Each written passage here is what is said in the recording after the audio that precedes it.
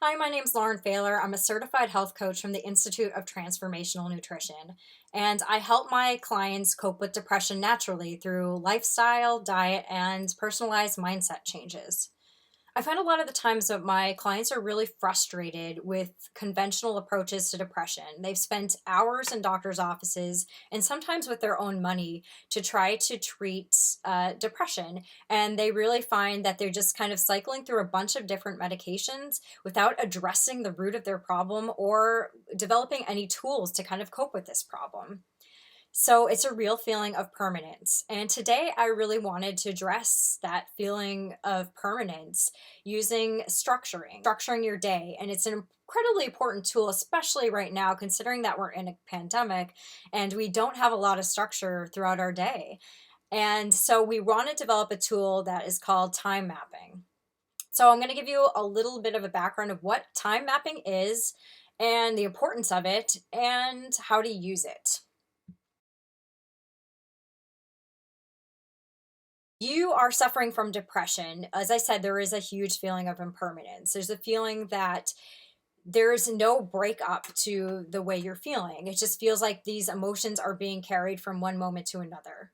So, what time mapping and what structure does is it creates a feeling where there is a start to an activity and an end to an activity. And that's incredibly important for you to realize with depression is that everything isn't actually as permanent as you think it is. Things will pass and things will be over. Your mind really likes parameters. It likes to know that there's a set course of action to your day. Whenever you're creating some structure in your day, you're realizing that there's a way to go. It's not just a start without a finish. And this is especially important for people with depression because we have a tendency to ruminate. And if there isn't structure throughout your day, you'll just spend kind of an endless amount of time ruminating. If you have these structures in place ahead of time, it really lessens the feeling of decision fatigue. People with depression really kind of experience often is a feeling of inability to make decisions. So if you're able to kind of decide ahead of time where you want your day to go and then just have that be the plan for the day, then you are able to eliminate those decision fatigues and it eventually makes it less difficult for you down the road. It's really important to create boundaries around certain things, to know that this is the time you focus on this activity and this is the time you focus on this activity, and you can kind of direct your thoughts in that realm, and it does take practice. The other idea is that when you are creating these disciplines and these structures for yourself, you are reparenting. And reparenting, if you've been a parent or you have a parent, um, a parent basically is somebody who guides us in the direction before we even recognize what important activities were for ourselves. For example, a parent would be like, you need to take a bath today.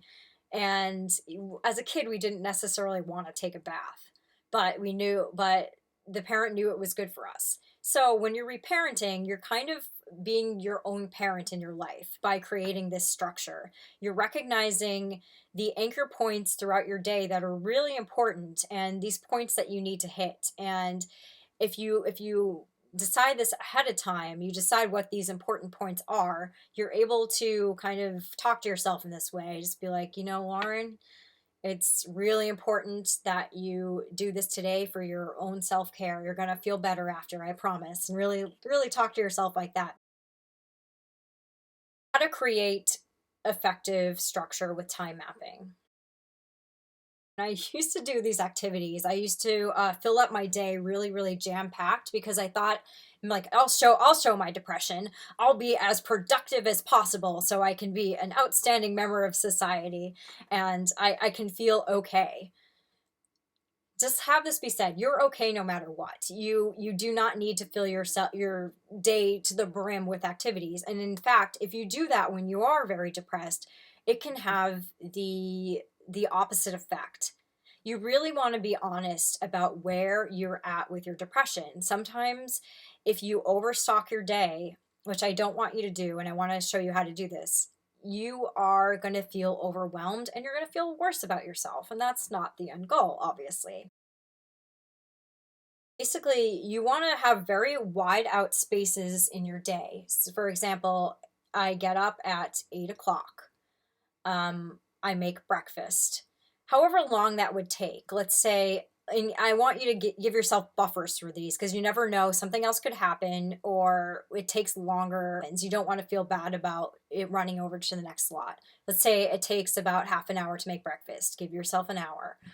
Just really map out what you plan to do in huge chunks of time and give yourself a longer time to do it. Be aware of how your day went. Were you able to hit each point? And again, this isn't to say, oh, I didn't hit these points, I'm terrible, I'm pointless, I'm garbage. It's not to talk to yourself like that. It's just to create a mindful awareness around the fact of why you didn't hit these points, and then really monitor what was going on for you at that point. Your mood. Sometimes if you can't complete certain activities, your moods are getting in the way. It's interesting to note that. So for next time, it can be like, okay, I'm feeling really, really down today. This activity may be a little bit more difficult, and that's okay. Create note around that. Create the mindfulness around that. Be really consistent. Get up at the same time and go to bed at the same time every day. Your brain likes the predictability. When you have depression, there are feelings of being out of control. If you have these feelings, these marker points within the day, you're feeling a little bit more in control. You know what to expect next. You really want to put back the control into your life. You want to make sure to write everything down. When you write everything down and you really map this out, it's like a rehearsal for your brain to actually go forward and to put these things into practice. It's using the creative side of your brain and the carry out side of your brain, the rationalization part of your brain. So that's really, really important. And really make it fun. If you have a piece of paper in front of you, and draw pictures on it, make it cute, whatever. These tools are serving you and not the other way around. Make it really pleasurable and make it fun. Be honest about where you're at. Depression, sometimes some days are harder than others. If you barely dragged yourself out of bed in the morning, don't create these really, really huge, endless to-do tasks where you're expecting to climb a mountain when you can barely climb a molehill. Check in with yourself and be like, can I do all these tasks? No? Okay, what's the bare minimum? If maybe just getting up and taking a shower and making yourself lunch is all you can do that day, that's fine. That's where you start from. These are all serving you, and there's no judgment around that. Let go of expectations. If you set things in place ahead of time and for whatever reason you're not able to follow through, that's okay. They're just guidelines. It's not to shame yourself. There is no such thing as the perfect day. This is only one day, and tomorrow, if you'd like, you could do it differently. It's that we're always changing and we're always growing. There's no permanence. Every day is another chance to do something differently. So those are really some important tools to keep in mind. An important part of depression really is to work on what's going on in your lifestyle. And this mind mapping is a really big way to look at that. What do you want more of in your day? And what do you think you can take away? And what's a reasonable way to do both of those things, creating that feeling of impermanence? Thank you, everyone, so much for watching. If you have any questions about mind mapping, or this is a CBT practice, or anything around cognitive behavioral therapy, any tools surrounding that, please feel free to comment below. And I hope you found this helpful. And if you did, please share. Good day.